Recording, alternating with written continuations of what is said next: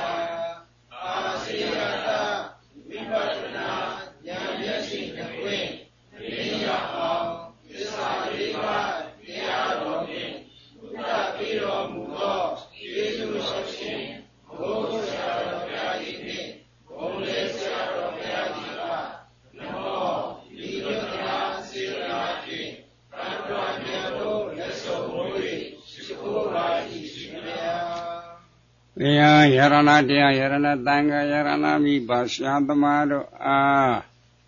ယောတင်ရလို့လဲသုံးမွေးရှိခိုးဘူးစောဥမြောမန်လျောက်တော်ကြသောဘုဇဝတ္တပနာမစေရဏတရားပညာဝရိယတို့ကြောင့်ပြီးတော့အလိုရှိတောင်းတာအပ်သောမအိုမတိမြတ်နေသောနိဗ္ဗာန်တော်၎င်းဒုက္ခခါသိချွန်ခြင်းရာပြတ်သောနိဗ္ဗာန်တော်၎င်း1500ကိရိတာတဲ့ချုပ်ရခြင်းကသင်္ဃပြတ်သောနိဗ္ဗာန်တော်၎င်းမိမိတို့ယခုအာထုတ်စေဖြစ်သောဝိပဿနာဉာဏ်သည်လေမြန်းစွာမဲ့ညာတို့ကျေစုပြုနိဗ္ဗာန်တော်မျက်မှောက်ပြုလနိုင်ကြသည်ဖြစ်စေသေဝံတော်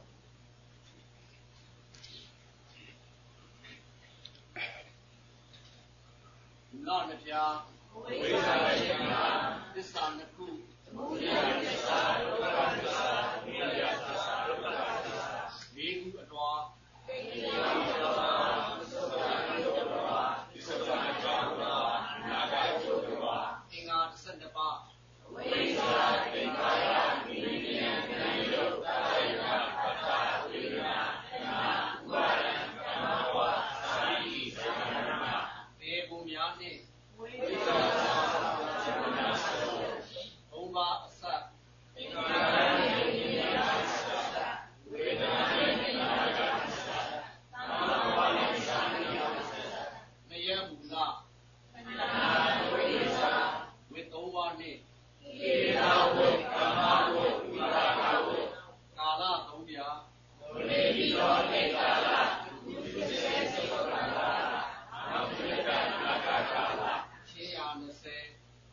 သေယောရှိယမာပါသစ္စာယုတ်ရှိယမာပါသစ္စာကြောင့်ရှိယမာပါနာယုတ်ရှိယမာပါအတေးကြောင့်အခြေရ5ပါးကိုဖော်ပြပါ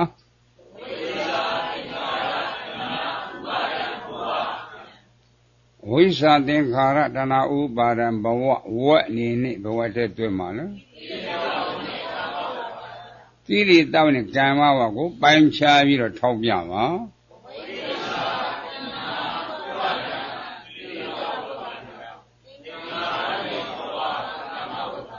တိရိတောင်းနဲ့ကံမဝကိုအချင်းရအနေနဲ့ဘယ်ချင်းရတဲ့တွဲမှာလဲအတိတ်အကြောင်းအချင်းရ၅ပါးဆိုတာဘာပါခေါ်တာလဲဝိဇ္ဇာသင်္ခါရတဏှာဥပါဒံဘောသစ္စာဘောတော့ဘာသစ္စာလဲအကွက်နေနဲ့ဘယ်ကွက်မှာကိစ္ဆုပ္ပအကြောင်းအချင်းရ၅ပါးပေါ်ပြပါတဏှာဥပါဒံဘောဥစ္စာသင်္ခါရဝက်နေနဲ့ဘဝတည်းတွဲမှာလဲတိရိတနဲ့ကာမဝက်ကိုပိုင်းခြားပြီးတော့ထောက်ပြပါ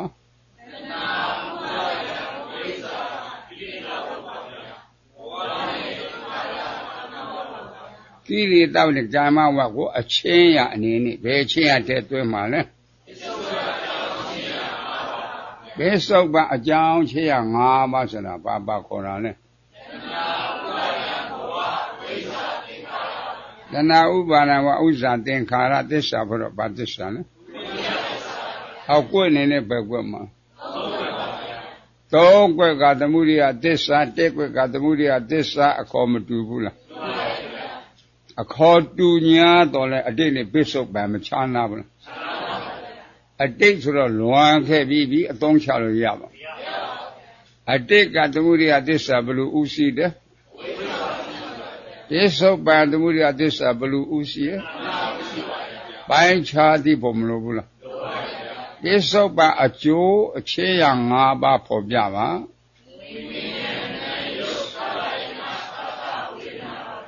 ဝိညာဏတနာဖတ်တာဝေဒနာဝက်အနေနဲ့ဘဝတည်းတွဲမှာလဲဝိပါကဝက်ဆိုတာဘာပါခေါ်တာလဲဝိညာဏတနာဖတ်တာဝေဒနာအခြေရအနေနဲ့ဘယ်ချင်းရတဲ့တွဲမှာလဲပိဿုပ္ပံအကျိုးချင်းရ၅ပါးဆိုတာဘာပါခေါ်တာလဲဝိညာဏတနာဖတ်တာဝေဒနာခန္ဓာဖွဲ့တော့ခန္ဓာ၅ပါးမြတ်ခန္ဓာ၅ပါးသစ္စာဖွဲ့တော့ဘာသစ္စာအကွက်အနေနဲ့ပဲကွက်မှာအနာကအကျိုးချေရ၅ပါးပေါ်ပြပါ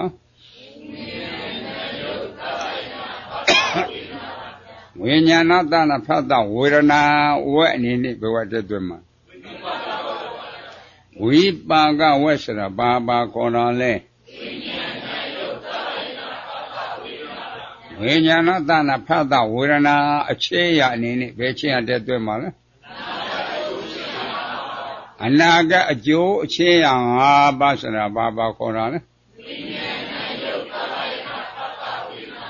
ဝိညာဏတနာဖတ်တာဝေဒနာခန္ဓာဖွဲ့တော့ခန္ဓာ၅ပါးမြတ်ခန္ဓာ၅ပါးသစ္စာတော့ဘာသစ္စာအကွက်အနေနဲ့ဘယ်ကွက်မှာရိစ္ဆသမုပ္ပါအဖြစ်အကွက်ဖန်တဲ့ကွက်ရှိဒါကွက်လည်းဖယ်နှပါငါလေးလီဒီရှစ်တော်ရကို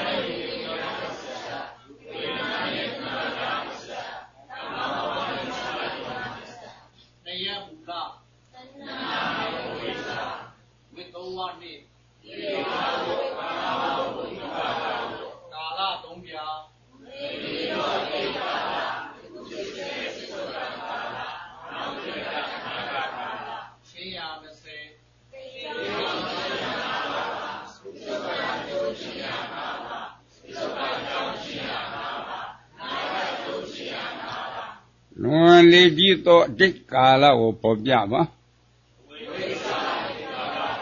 ဝိသသင်္ခါရဝတ်အနေနဲ့ဘဝတည်းတွင်မလားကိလေသာနဲ့ကာမဝတ်ကိုပိုင်းခြားပြီးတော့ထောက်ပြပါ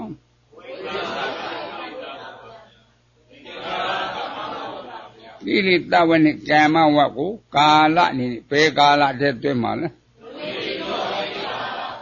ငါလေးပြည့်တော့တိတ်ကာလဆိုတာပါခေါ်တာလဲဝိသသင်္ခါရအလွှာအနေနဲ့ဘယ်လွှာတည်းတွင်မလဲတိတ်ကြောင့်တလွှာဆိုတာပါခေါ်တာလဲဝိသသင်္ခါရသစ္စာဖို့တော့ဗသစ္စာအကွက်အနေနဲ့ပဲကွက်မှာယခုဖြစ်စေပစ္စုပန်ကာလဖော်ပြပါ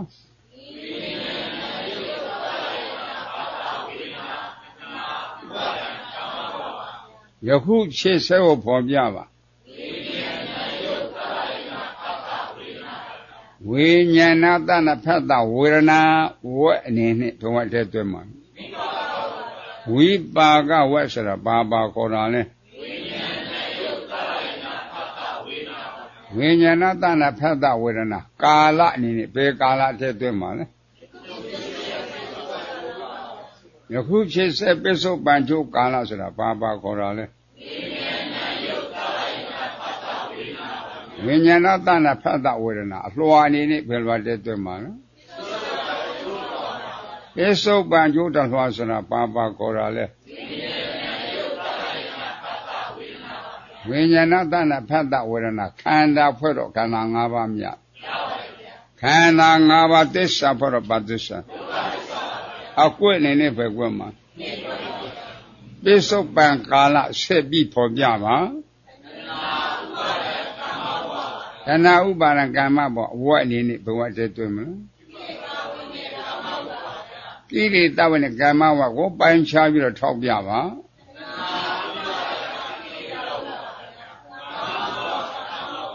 ကိလေသာနဲ့ကမ္မဝကိုကာလအနေနဲ့ဘယ်ကာလတည်းတွင်မှာလဲ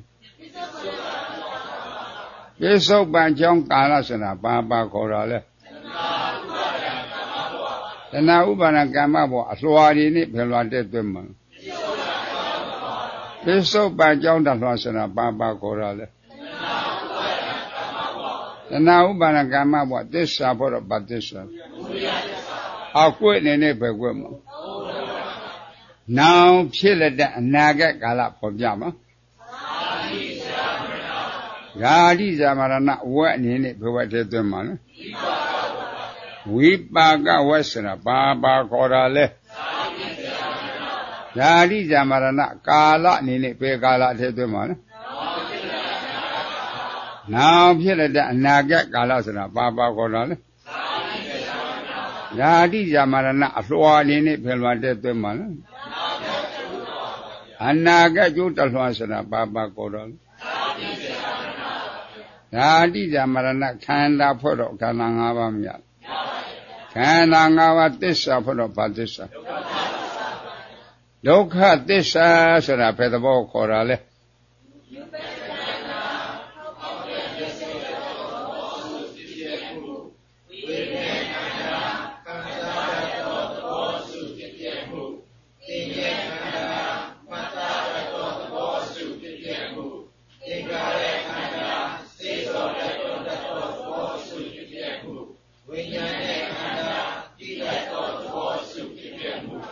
ခန္ဓာ၅ပါးဖြစ်ပြမရ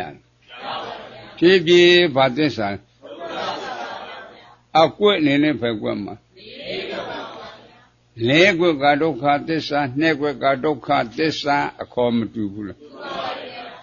အခေါ်တူညာတော့ပစ္စုပန်နဲ့အနာဂတ်မခြားနာဘူးလားအနာဂတ်ရောက်ပြီလားမရောက်တဲ့အသုံးချလို့ရပါမယ်သူရောက်ဆက်ပဲကွက်မှာလားရိစ္ဆသောအကွက်ဖဏကွက်ရှိဒါကွက်လည်းဖဏပါခါလီလီဤရှိသွဲကို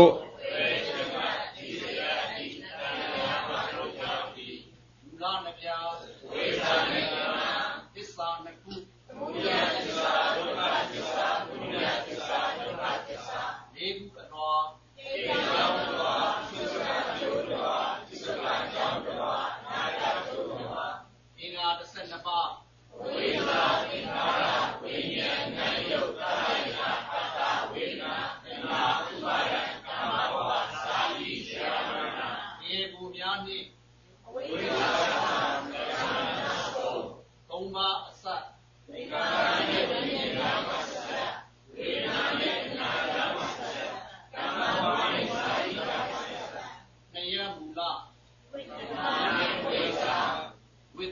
နိဝိယဝုကာမဝုဝိပါကဝုကာလသုံးပြာသေတိသောတိကာလကုပ္ပစေတိသုခကာလနာမယတနာကာလ620တေယောင်းရှင်ရပါပါသုခတောင်းရှင်ရပါပါသုခတောင်းရှင်ရပါပါနာယတုရှင်ရပါပါကိလေသာဝကာမဝဝိပါကဝကိလေသာဝဘယ်နှပါလဲကာမဝဘယ်နှပါလဲဝိပါကဝဘယ်နှပါလဲကိလေသာဝ3ပါးကိုဖော်ပြပါသစ္စာ4ပါးကိုမသိတာခန္ဓာ5ပါးကိုမသိအာရဏ12ပါးကိုမသိဓာတ်18ပါးကိုမသိပရိစ္ဆသုပ္ပတရားတော်ကိုမသိတာတိတဲ့တိထိုက်တဲ့တရားကိုမသိလို့အဝိဇ္ဇာလို့မခေါ်လားသိရင်ဝိဇ္ဇာပေါ့ဤခန္ဓာအာရဏဓာတ်သစ္စာတရားပေါ်မှာလူနဲ့မြမတတ်တော်လို့နှလုံးသွင်းမှားတာကောနှလုံးသွင်းမှားတာအဝိဇ္ဇာနော်ဤခန္ဓာအာရဏဓာတ်သစ္စာတရားကြီးကဖြေပြီးတော့မပြည့်ဘာသစ္စာလဲဒုက္ခသစ္စာတရားကြီးမထင်ရှားဘူးလားဤဒုက္ခသစ္စာတရားပေါ်မှာလူချမ်းသာနဲ့ချမ်းသာမြမချမ်းသာလို့နှလုံးသွင်းမှားတာကောနှလုံးသွင်းမှားတော့လိုချင်တာဘယ်လိုလဲမရရင်မနေဘူးလို့စွဲလန်းတာအဝိဇ္ဇာတဏှာဥပါဒဤ3ခုဘဝတည်းတွေ့မလဲသစ္စာဖောတော့ဘာသစ္စာလဲကမ္မဝ2ပါးကိုဖော်ပြပါပါဇက်ကပြောတော့ဘယ်သင်္ခါရတတ်မလဲခြေနဲ့လက်နဲ့ပြုလုပ်တော့ဘယ်သင်္ခါရစိတ်ကကြံကြတော့ဘယ်သင်္ခါရပါဇက်ကပြောတော့ဘယ်ကံလဲခြေနဲ့လက်နဲ့ပြုတော့ဘယ်ကံလဲစိတ်ကကြံကြတော့ဘယ်ကံလဲကာယကံဝစီကံမနောကံဤ3ပါးဘဝတည်းတွေ့မှာလဲကိရိတောင်းနဲ့ကာမဝကိုသစ္စာဖို့တော့ဘာသစ္စာအကွက်အနေနဲ့ပဲကွက်မှာဝိပါကဝ10ပါးကိုဖော်ပြမှာ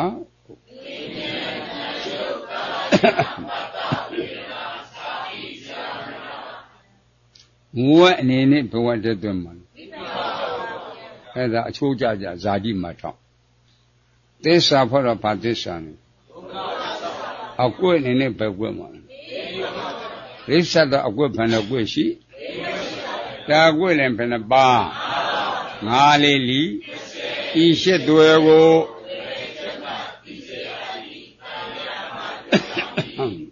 သာဓု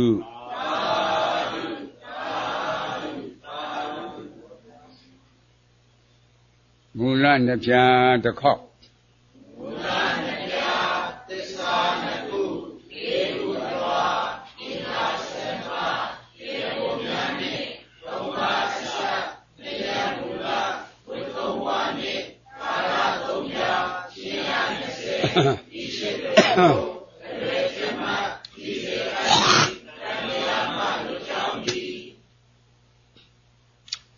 နမောတတ္တဘဂဝတောသာတောသမ္မာသမ္ဗုဒ္ဓတ္တ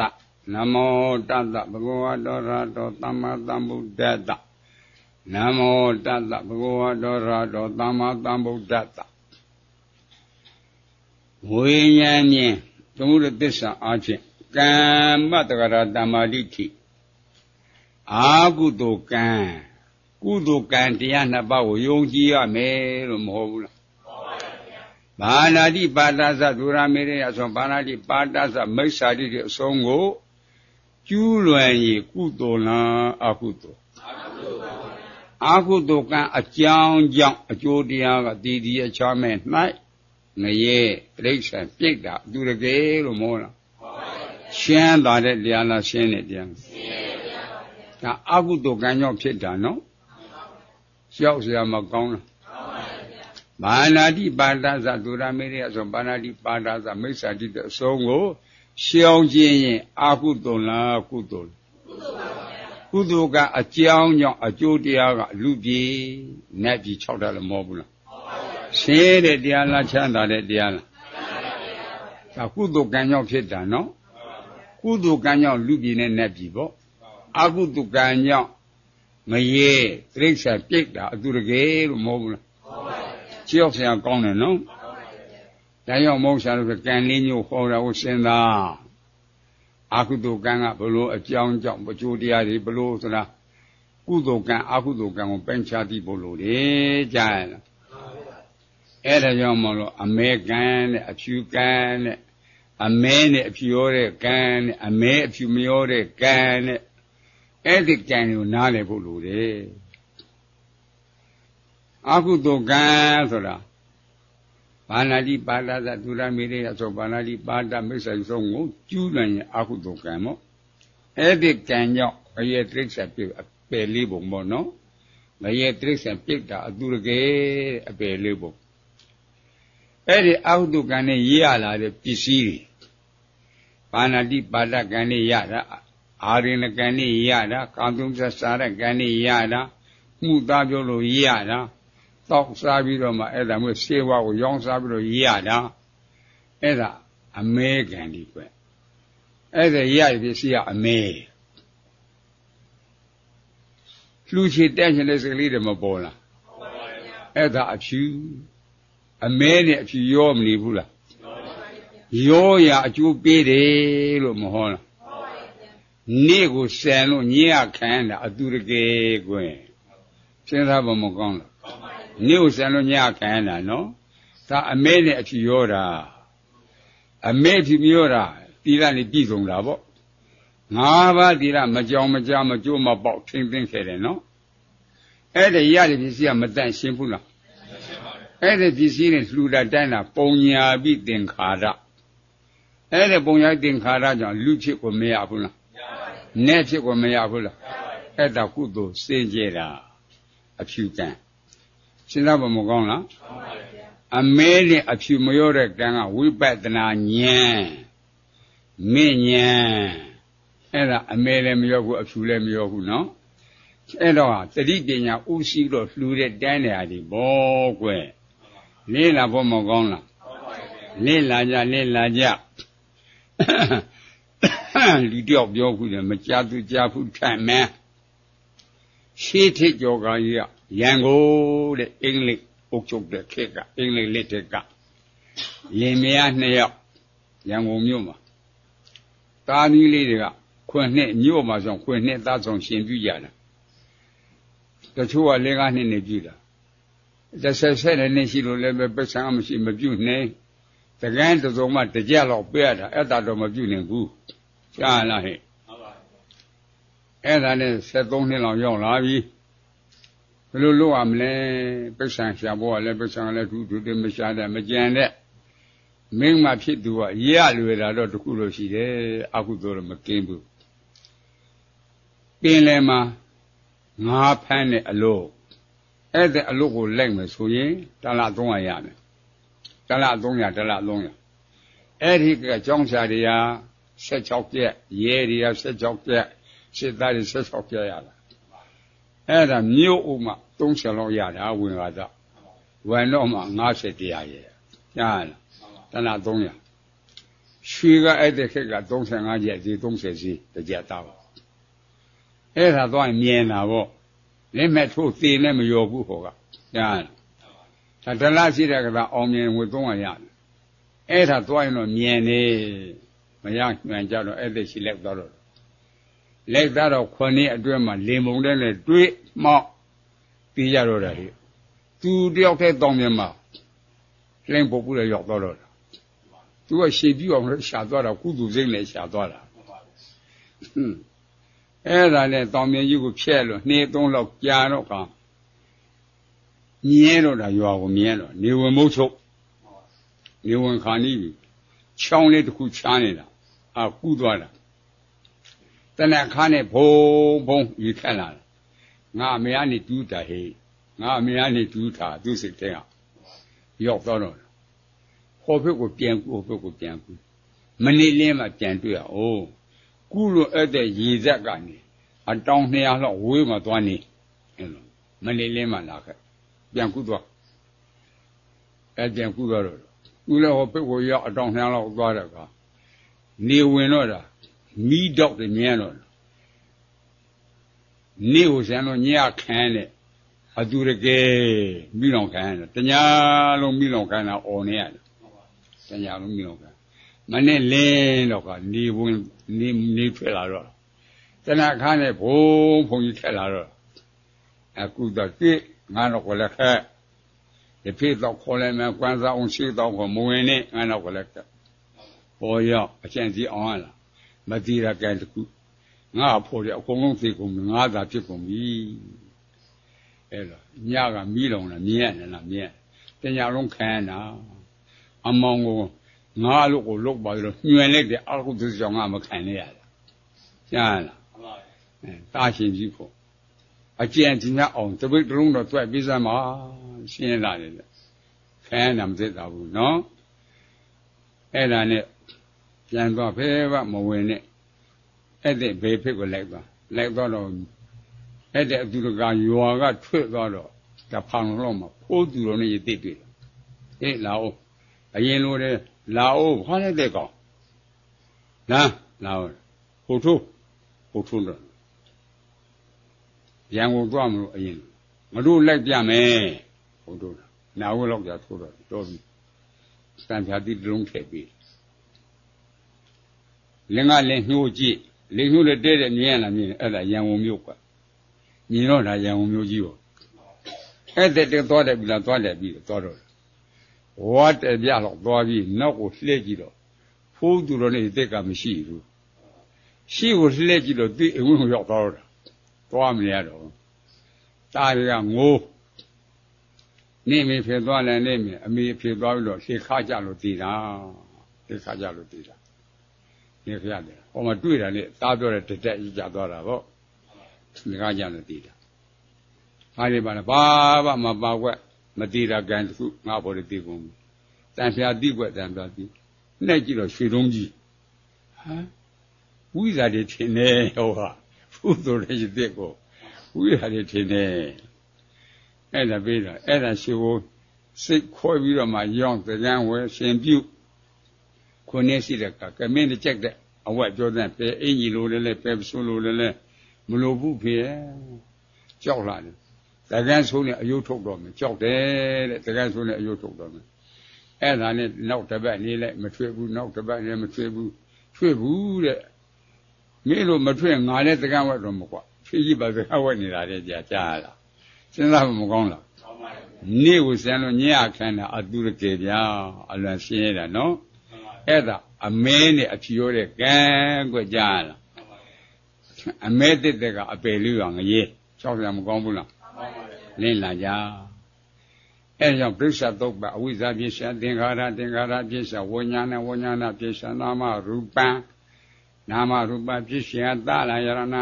ပြစ္ဆောဖတ်သောဖတ်တာပြစ္ဆာဝေဒနာဝေဒနာပြစ္ဆာတဏပြစ္ဆာဥပါဒနာဥပါဒနာပြစ္ဆာကာမဘောကာမဘောပြစ္ဆာဇာတိပြဇာမရဏတောကတိဒုက္ခရောပါဒတာဝိဧဝမိတ္တတယ်ဒုက္ခခန္ဓတသမုဒယောဟောတိတဲ့အဝိဇ္ဇာကစပြီးတော့ဖြစ်လိုက်တာဇာမရဏမှာဆုံးသွားတော့တာအဝိဇ္ဇာကအစဇာမရဏဆုံးလို့စွမ်းထောက်မှမပေါဘူးလားအဝိဇ္ဇာကစပြီးတော့ဖြစ်တာခန္ဓာရတဲ့ပုဂ္ဂိုလ်ကြောင့်အိုရာနဲ့သေတာပဲသွားကြည့်တယ်အိုရာနဲ့သေတာသွားကြည့်တာဘာမှမရှိဘူးအိုရာသေးပဲကြည့်တယ်ကဲလူထေလို့တေးသေးချာချာဆံပြားကချီပြအရောက်ဘုရားပေးတဲ့ညံလေးနဲ့ကိစ္စကြည့်လူတွေ့မလားပူနွန်းတွေ့မလားပူနွန်းတွေ့တယ်နော်အဲ့ဒါဩင္ဏတိဇော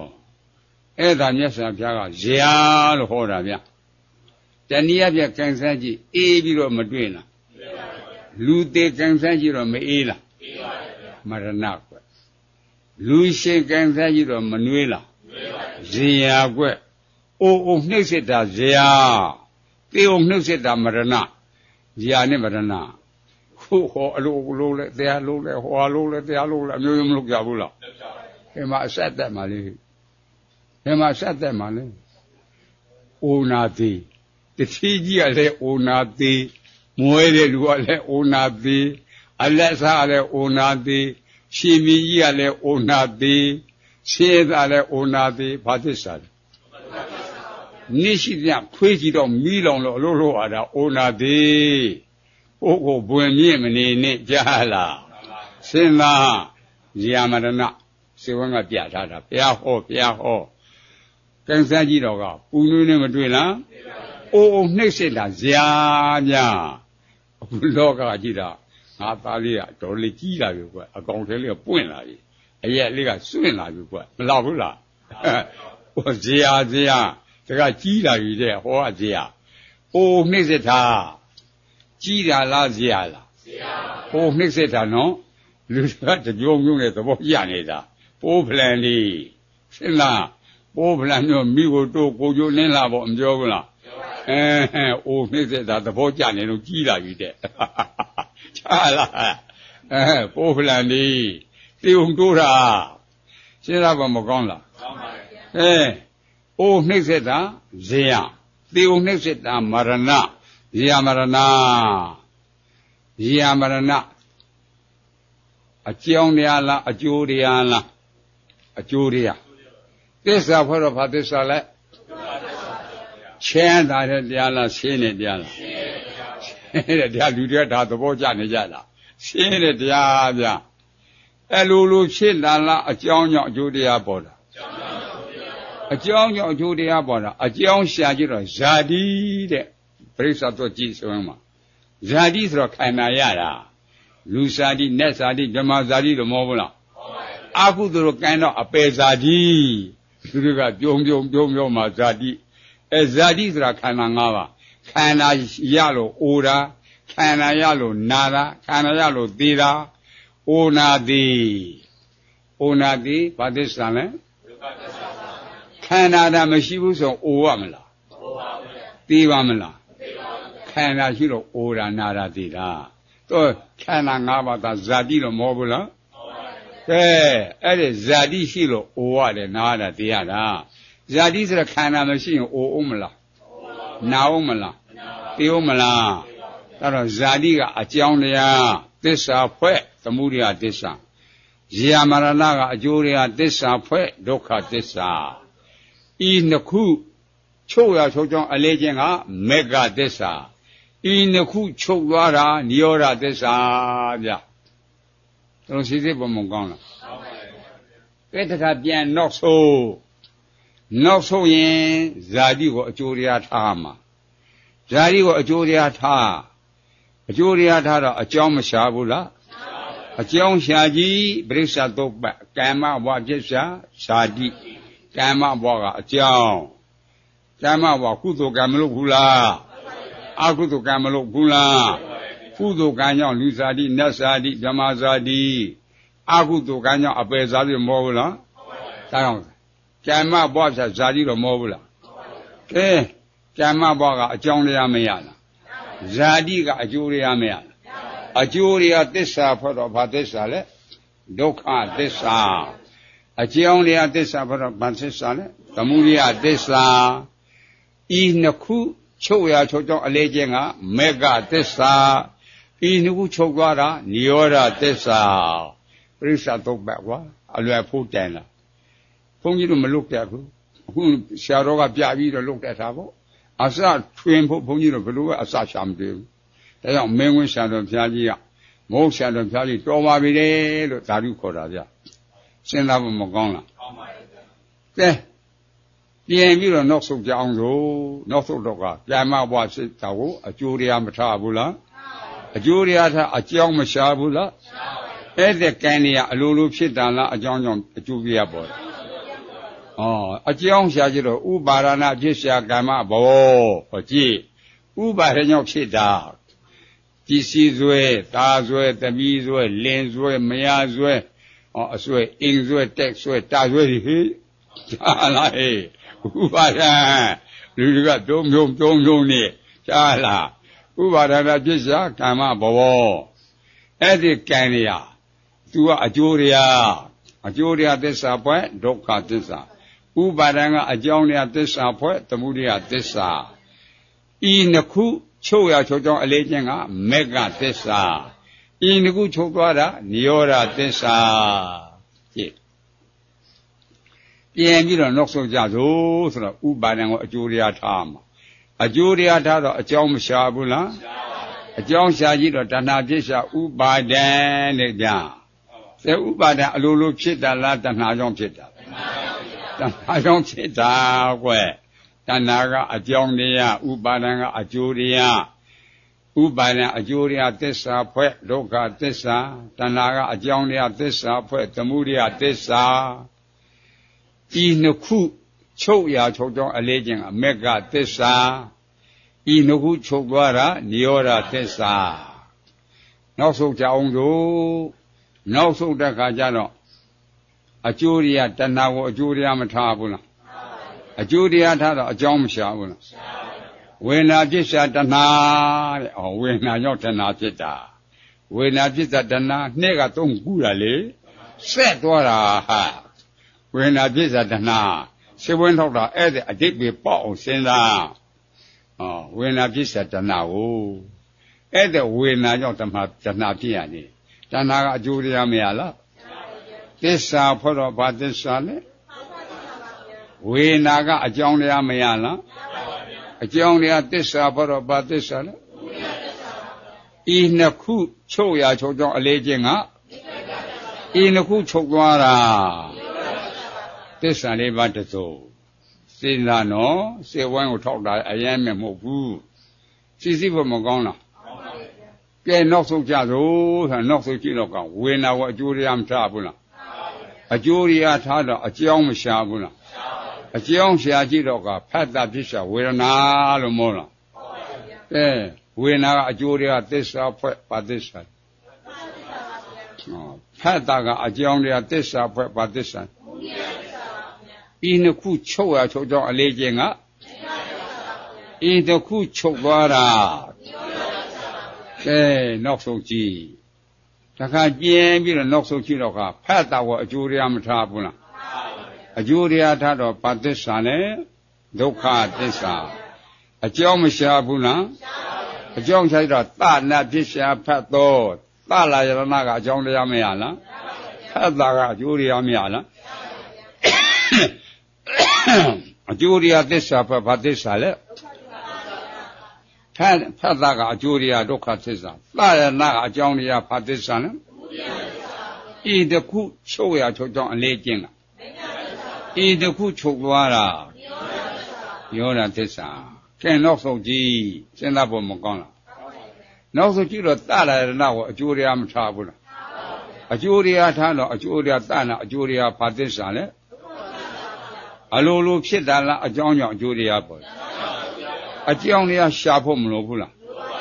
နာမရူပဖြစ်ရှာသလာရဏနဲ့လို့မောဘူးလားနာယုတ်ကအကြောင်းတရားမရလားသလာရဏကအကျိုးတရားမရလားအကျိုးတရားသစ္စာဖွဲ့ပါသစ္စာနာယုတ်ကအကြောင်းတရားသစ္စာဖွဲ့ပါသစ္စာဤနှစ်ခုချုပ်ရချုပ်ကြောင်းအလေးကျင့်ကဤနှစ်ခုချုပ်သွားတာသစ္စာလေးပါးတစိုးကဲနောက်ဆုံးဖို့ကြည့်ဖို့မကောင်းဘူးလားနောက်ဆုံးကြည့်တော့လန်ရုပ်ကအကျိုးတရားမထားဘူးလားအကျိုးတရားထားအကြောင်းမရှာဘူးလားဝိညာဏဖြစ်ရှာနာမရူပံလို့မောဘူးလား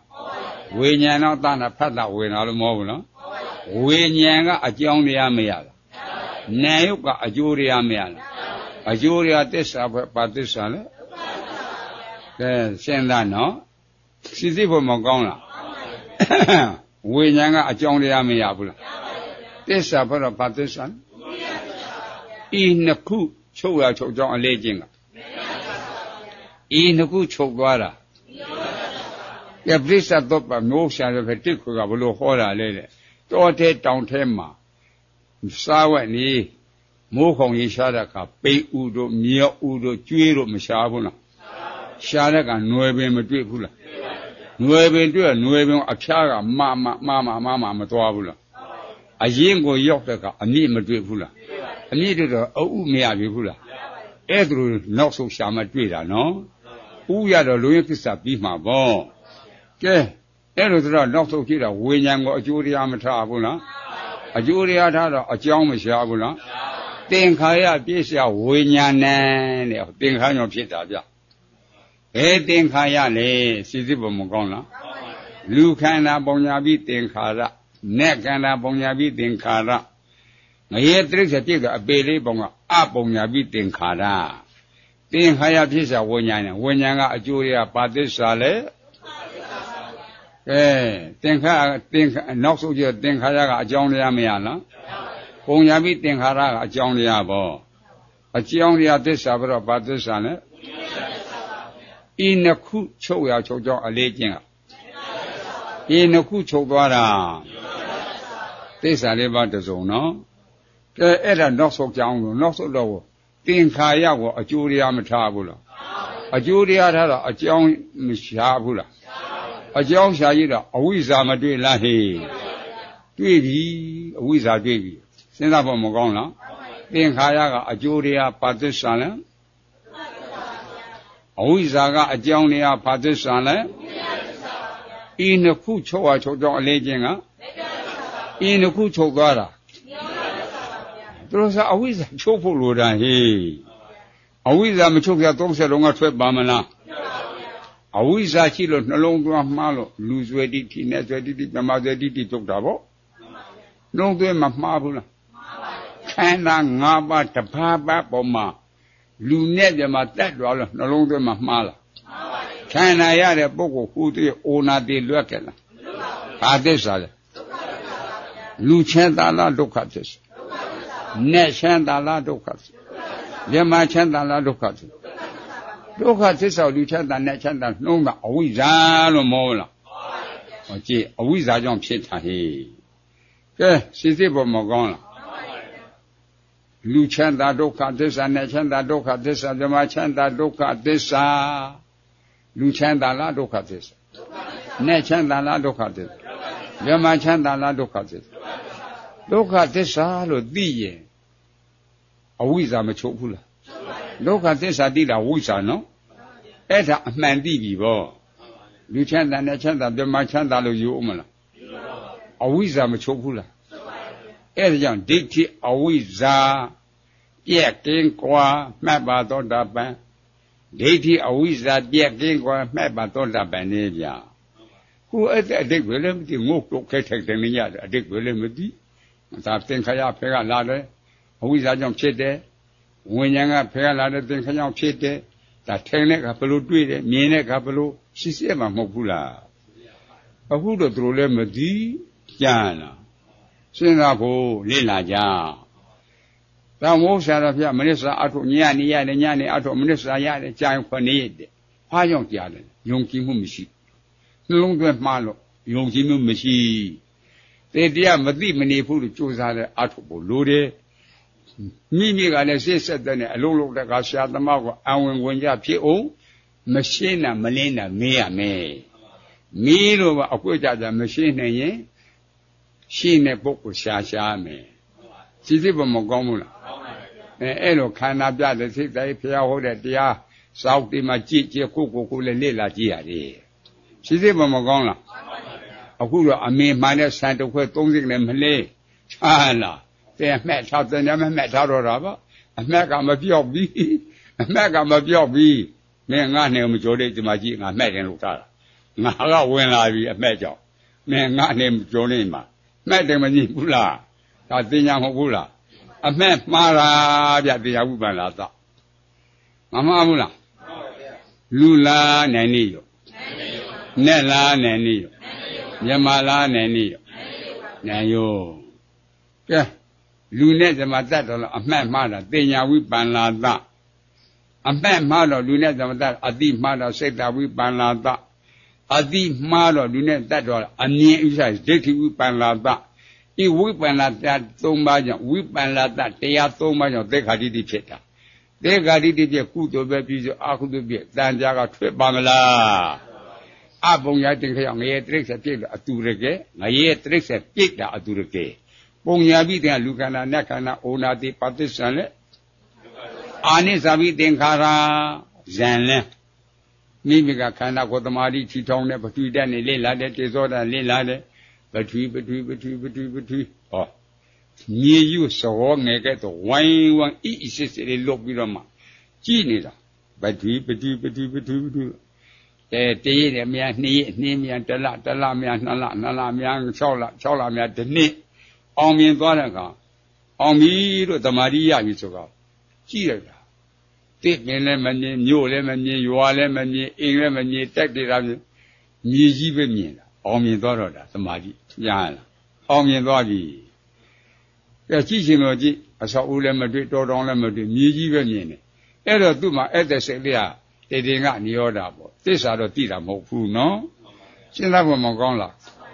အဲ့လိုဖြစ်တာအဲ့တဲ့စိတ်ရဲ့တော်လေးရင့်လာကမြေရှိုးမိုးပြန်နေတာသူများစိတ်ဆုံးသိနေတယ်လို့မဟုတ်ဘူးလားသေခါတိတိပြုတ်ကြလား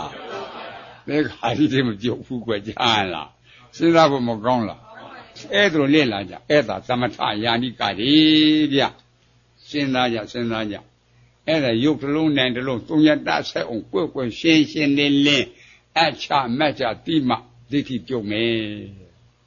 စိတ္တိဘမကောင်းလားမှန်ပါတယ်ဗျာဒါကြောင့်အမှန်တိမှအမှားပြောက်တယ်လို့မဟုတ်ဘူးနော်မှန်ပါ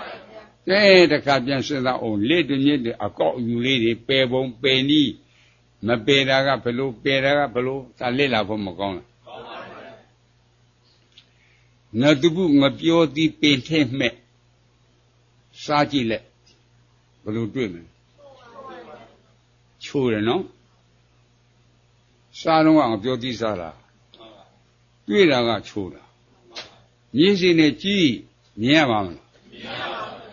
မမြင်ရဘူးနော်လင်းနဲ့ကန်ဆန်းကြည့်ချိုးတာတွေ့ပါမလားနန်းကြည့်ချိုးတာတွေ့ပါမလားရှာနေကြတော့မသိနိုင်ဘူးလားဩရှာမှာပေါ်တာချိုးတယ်ဆိုတာမျက်စိနဲ့မြင်ရတာမဟုတ်ဘူးမျက်စိကမြင်ရတာအဆင်းလို့ဟောမဟုတ်အဆင်းကိုလည်းလက်နဲ့ကန်လို့မရရှာနဲ့ရိပ်ကျူလည်းမတွေ့အဆင်းကိုရှားလားမျက်စိနဲ့ကြည့်လို့မမြင်ရလက်နဲ့ကန်တတ်ကြမတွေ့လက်နဲ့ကန်လို့တွေ့တာလည်းမျက်စိနဲ့မမြင်ရရှားနဲ့တို့လို့မရစဉ်းစားပါမကောင်းလားလဲလားကဲချိုးတယ်လို့စာတိတဲ့ဇင်ဝဝဉ္ဉဏ်တရားမရဘူးလားဇင်ဝလွင်နဲ့ချုံးလိုက်တော့ဇင်ဝဝဉ္ဉဏ်တရားလျှာအကြည်နဲ့ခြုံရတာကယုတ်တရားနဲ့နှစ်ပါးပေါ့မပြောသီလားနဲ့နေရောနဲ့ပဲတွေ့တယ်စဉ်းစားပါမကောင်းလားအဲ့ဒီနဲ့ဥပမာဌာနုပဇာပြတင်စားပြီးတော့သမုဒ္ဒသစ္စာအနေနဲ့ငတုပုငပြောသည်လို့မခေါ်လားငပြောသည်စရာတော်တည်တယ်ခွဲလိုက်တဲ့ကငပြောသည်က၄-၅-၈မျိုးပေါ့လုံးခေါ်တာငပြောသည်ပေါ့အဲ့ဒါကဟောမှာ၃မျိုးလောက်ရှိတယ်ဖြီးချမ်းရှိတယ်ဝိမလဲရှိတယ်ဟဲ့ငတုပုငပြောသည်ယူခဲ့ခွဲလို့မပြောဘူးလားသမုဒ္ဒသစ္စာမမှန်ဘူးလားခေါ်ရုံမှန်နေအဲ့ဒါတော့မပြောယူခဲ့ဆိုတော့ယူတော့ယူခဲ့မယ်ဟိုစားချင်တာကငတုပုယူခဲ့တာကဖြီးချမ်းလွဲမနေပြီဘူးလားဩသမုဋ္ဌာသလိုကိုခေါ်တာပြောတာသူ့နဲ့သူမသုံးရဘူးလားသုံးရတယ်နော်တွေ့တာကနတုပုငါပြောသည်လားနဲ့နေရောဘယ်နဲ့ပဲတွေ့တယ်နတုပုငါပြောသည်ဘာဖြစ်လို့မတွေ့တာမရှိရင်ဘယ်လိုဆွဲမလဲတွေ့တာကငါပြောသည်လားနဲ့နေရောနေအောင်ပဲတွေ့တယ်နော်ကဲအဲ့ဒီနေအောင်ပေါ်မှာငါပြောသည်လို့မသမုတ်ဘူးလားမခေါ်ဘူးလားဘုရားပယ်လားပယ်ဘူးဘာဒီပယ်တာလဲလို့မေးဖို့မကောင်းလားငါပြောသည်လို့မထင်လားရှိတယ်လို့မယူလားတွေ့တာငါပြောသည်လားနဲ့နေရောဘာဖြစ်တော့ငါပြောသည်မတွေ့တာလဲယုံရဲ့လားမရှိတာယုံရင်ဘယ်လိုလုပ်ဆွဲမလဲအဲ့ဒါပယ်တာကဲတခါလူလို့မထင်လားလင်းနဲ့ကန်ဆန်းကြည့်လူတွေ့မလားမာတာတွေ့မာတာပထဝီမာတယ်လို့သိတာသူငါလားကာယဝင်ကာယဝိညာဉ်ကနံတရားမရလားကာယအကြည့်နဲ့မာဆိုတဲ့ပထဝီကယုတ်တရားမရလူလားနဲ့နေနေပဲတွေ့တယ်နော်လူဘာဖြစ်တော့မတွေ့တာတွေ့တာကလူလားနဲ့နေအဲ့ဒီနေယုတ်တရားနှစ်ပါးပေါ်မှာဌာနုပဇာဖြင့်တင်စားပြီးတော့လူအစားစားနဲ့အစားစားဓမ္မအစားစားတိရစ္ဆာန်အစားစား Dita Adurge Sada, Yesada, Matamokja Bula. Mokoja Bula. Kora Pia Bela. Bebuno, Eda Tamoki Akoji. Hari Pera Little Biami for Mogona. Lutu the La Nani. Net with the La Nani.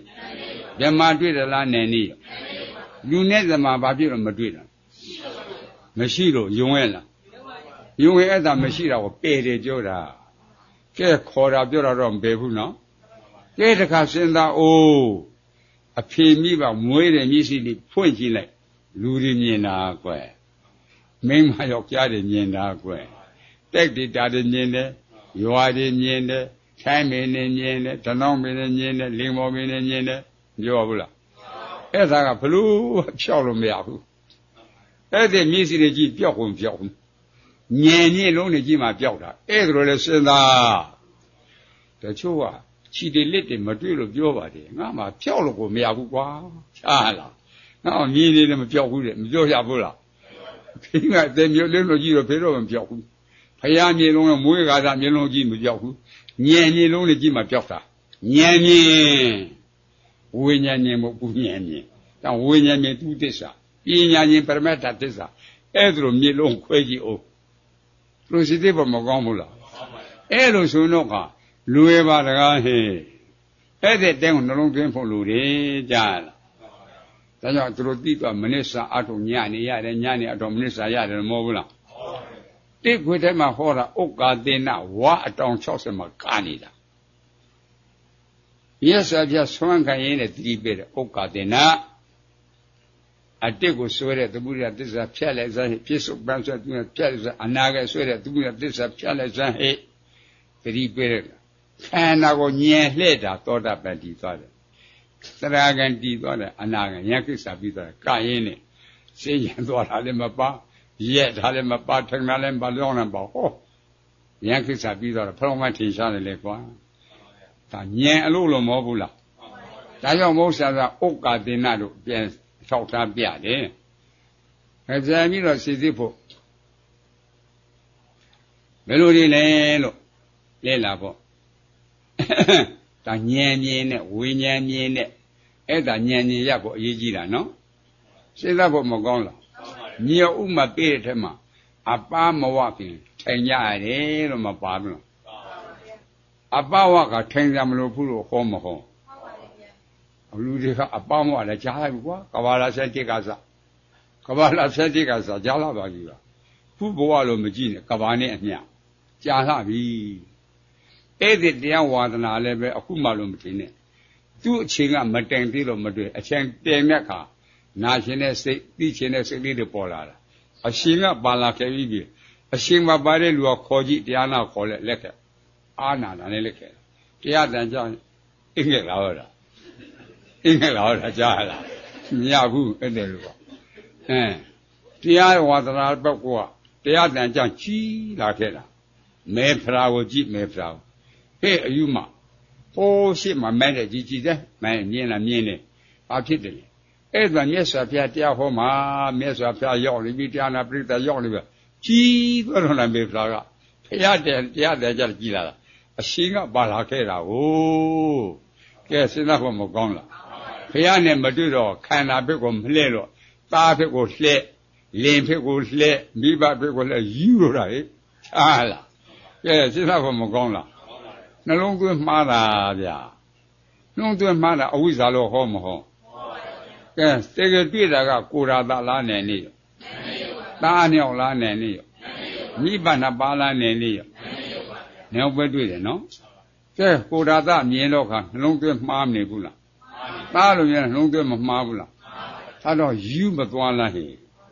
ကဲမေဖရာယူတာဟာနိုင်ကိုမြင်လို့ယူတာလားကိုရာသမြင်လို့ယူတာသားသေးလို့ယူတာဟိုလေသေးလို့ယူတာမိဘသေးလို့ယူတာကွာမိဘအနေနဲ့မြင်တာသားအနေနဲ့မြင်တာလင်အနေနဲ့မြင်တာဒါမှန်လားမှားလားအဝိဇ္ဇာကဲနေဦးဆိုတော့မမှန်ဘူးလားနေဦးလို့သိအနိစ္စလို့သိနေဦးလို့သိဒုက္ခလို့သိနေဦးလို့သိအနတ္တလို့သိနေဦးလို့သိတော့နှလုံးသွင်းမှန်ဘူးလားအဝိဇ္ဇာကမချုပ်ဘူးလားဒိဋ္ဌိကမချုပ်ဘူးလား ဒိဋ္ဌိအဝိဇ္ဇာပြက်ကင်းကွာမှတ်ပါသောတာပန်ရလားမေဖရာအယူမပြောက်လားယူတာသားကိုမြင်လို့ယူတာလေကိုမြင်လို့ယူတာမိဘချင်းယူတာနဲကိုမြင်တော့အယူမပြောက်ဘူးလားခြေပြီးတော့ကြည်နဲယုတ်ကအနိစ္စလို့မပြနဲယုတ်ကဒုက္ခလို့မပြနဲယုတ်ကအနတ္တလို့မပြတဲ့ယုတ်တရားကြီးဖောက်ပြန်ပြီးတော့မပြည့်နံတရားကတည်ပြီးတော့မပြည့်နိစ္စလားအနိစ္စအနိစ္စမငြိရှိတရားဒီချမ်းသာတဲ့တရားလားဆင်းတဲ့တရားရှင်းတဲ့တရားကိုဒုက္ခလို့ခေါ်မလားဒုက္ခလို့ဒုက္ခအဲ့ဒုက္ခတရားကိုပိန်သူများရှိရလားတဲ့တော့အလိုတို့လက်ကဲလားအကျက်တို့ပါရလားအနတ္တလို့မဟုတ်ဘူးလားအနိစ္စဒုက္ခအနတ္တအဲ့ဒါအနိစ္စတရားဒုက္ခတရားအနတ္တတရားချမ်းသာတဲ့တရားလားဆင်းတဲ့တရားသူတို့ဆိုခန္ဓာရတဲ့လူတွေကချမ်းသာတာတယောက်မှမရှိဘူးဟဲ့ရှင်းတဲ့လူတွေပါလားကွာရှင်းတဲ့လူတွေလူမွဲတွေအိုးကိုဘွယ်မြင့်နဲ့လူချမ်းသာလို့ထင်လာမယ်မထင်တဲ့လူမွဲတွေစဉ်းစားဖို့မကောင်းလားမွဲတာသိချင်ရင်တရားမင်းနဲ့သူပဗုဒ္ဓကိုကြည့်သူပဗုဒ္ဓတရားဟောလို့ပြီးတော့ကဲငါလည်းမြတ်စွာဘုရားကြောင်းတော်လိုက်အိမ်မယ်လဲသွားလမ်းကတရားမဟေ့သူပါလို့ရဲဦးငါပြောတဲ့စကားနားထောင်နားတော့မေတ္တတစ်သုံးလုံးမကုန်လို့ပေးမယ်မင်းယောဂခုပြောက်ခုပေးမယ်ချင်းချင်းပြောက်စမယ်မင်းနူးလာတယ်ပြောတာပြောနားထောင်တဲ့ထောင်မှမထောင်တဲ့မထောင်ဘူးမြတ်စွာဘုရားကိုဘုရားမဟုတ်ဘူးတရားတော်ကိုတရားမဟုတ်ဘူးတန်ခါကိုတန်ခါမဟုတ်ဘူးလို့ပြောမောကြည့်အသင်ဘလူလေငါတရားမင်းငါတရားမင်းချဲတာလားအောင်တာတရားမွေးတယ်အသင်စကားငါနားမထောင်ဘူးတဲ့ကဲတရားမွေးတယ်ကဲရွှေတွေပေးမှငွေတွေပေးမှတဲ့နော်မင်းမှာဖရာယရနာမရှိဘူးတဲ့တရားယရနာမရှိဘူးတဲ့တန်ခါယရနာမရှိတဲ့ဖရာယရနာဒုက္ခသစ္စာသိတာအဲ့ဒါဉာဏ်ကသိတာအဲ့တဲ့အသိဉာဏ်ကိုဖရာလို့မခေါ်ဘူးလားကဲအဲ့ဒီယရနာတွေကိန်းနာတရားယရနာတန်ခါယရနာအဲ့ယရနာသုံးပါးကိန်းဖို့လို့တာအဲ့ဒီယရနာမကိန်းတဲ့ကလည်းလို့ဟိငါခရစ်ယာန်ဖြစ်ကိုလက်တဲ့တိတ်လို့မကုန်လို့ပေးမှာပါတော့တာချာလားအခုလည်းတယရနာမကိန်းရဲ့သူ့ဘဗုဒ္ဓတရားကြီးပြောတာနားထောင်ပါယန္နာရှိကိန်းတော့နားထောင်ရလားအဲ့ဒါအတုနဲ့အစစ်ကိုပိုင်းခြားဖို့မလိုလားအဲ့ဒါလိုတာကွယ်ကဲအခုတစ်သေးတဲ့တကြွယ်တဲ့ဘာလည်းမပြောကြဘူးလားလူမွေးတွေလို့တော့အောက်မိကိလေသာကြွက်တာတခုမှမပါဘူးစဉ်းစားမကောင်းဘူးလားအေးအဝိဇ္ဇာချုပ်မှကြဒိဋ္ဌိအဝိဇ္ဇာပြက်ကမှတ်ပါတော့တာပန်လေအဲ့ဒီနေရာရောက်တွေ့ပြီကြားလားစိတ်ကြိုးစားရင်တရားကံအနာကံယံကိစ္စပြီးနေတယ်နော်ဤနေရာရောက်ကြိုးစားအထုတ်ကြအဲ့ဒါလွင်အချစ်ဒီစဉ်းစားတရားနာလို့ပြီးကိုစဉ်းစားဝေဖန်အချင်းချင်းဆွေးနွေးစားကိုကြည့်မရှင်းတာမေးဘုန်းကြီးမိတော့ရှင်းပေးမယ်နော်ကဲကြာစေခန္ဓာကဖြစ်ဖြစ်ဗသစ္စာတိတာကတိတာကနောက်ခန္ဓာမလားတာသစ္စာတော့အကွက်ဖဏကွက်ရှိကွက်လင်ဖဏပါငါလေးလီဤရှိသွေကို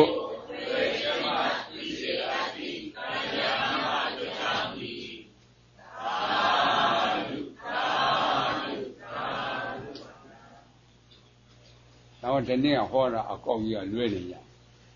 ဘုန်းကြီးတရားဟောတာခွေးလှေးဆိုတာခွေးတန်းတယ်အဲ့ဒါခွေးတန်းခွေးလှေးလို့ခေါ်တယ်ဘုဒ္ဓဂါတွေကခွေးလေးလို့ကြားတာခွေးသားလေးလို့ကြားတာခွေးလေးခုံဖုံမထအဲ့ဒါခွေးတန်းနဲ့ခုံဖုံထပါမယ်ဘုန်းကြီးဟောတာဘလောက်ဟောလို့မရှိဘူးအဲ့ဒါဒီဘုပြောတာ